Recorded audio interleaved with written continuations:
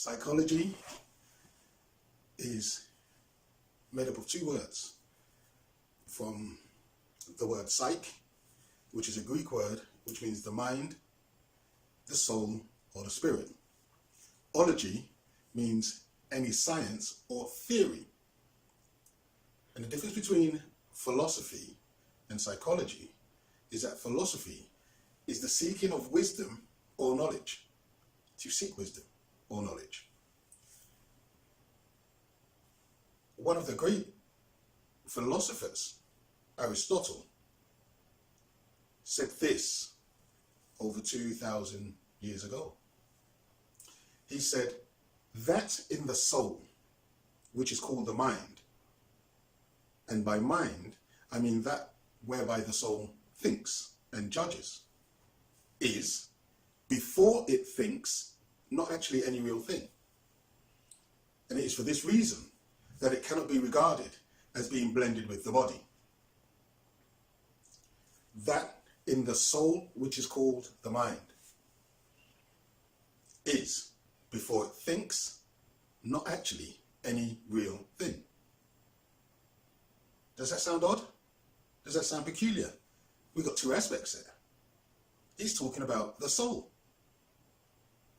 and he's talking about the mind. In the West, we don't talk that much about the soul. In the East, they do. In India, China, in Africa, in the Americas, South America, etc. They talk about the soul. And Aristotle said, the mind, which is in the soul, isn't actually no real thing. What he means when he says it's no real thing, what he means is that it's not tangible. You can't touch it. You can't see it. You can't observe it. So the mind is something which is part of the soul, and it is distinct from the physical body. Now, do you know how many thoughts people have per day on average? The answer is between 60 and 80,000 thoughts. About 2,500 to 3,000 thoughts per hour. Now that's a lot of thoughts. Research suggests that 98% of the thoughts that people have are pretty much the same as the thoughts they had the day before. Now I know telling you that people have 60,000 thoughts a day is hard to comprehend, mind-blowing, if you like. But this is the nature of thought. Thought happens at the speed of light. At the speed of light.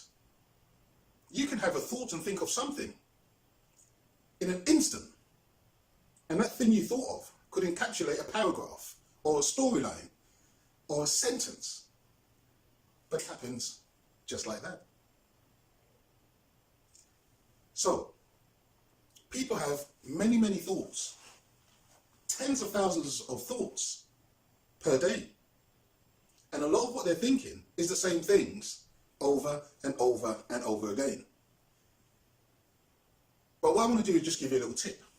Something that you can try to do, which may assist you in controlling your thoughts, in controlling your mind. The first thing is to meditate. Meditation is no fancy thing. It's a simple thing, and it's easy to do. What you can do in order to meditate, and the purpose of meditation is to try to still the mind, is to just sit somewhere. It can be anywhere.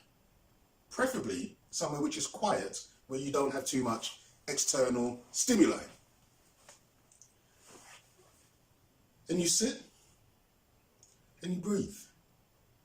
Take long deep breaths and just breathe and just focus on your breath in the initial stages. Because by focusing on your breath, your concentration is upon your breathing. Focus upon your breath and try to pause. Just be still. Thoughts will come into your mind, okay? But don't pay attention necessarily to what you're thinking about. Just observe the thoughts that come into your mind. Just observe them. This is the first stages of learning to meditate. Is to sit down, breathe, be still, and don't consciously think of anything. But just observe the thoughts that come into your mind.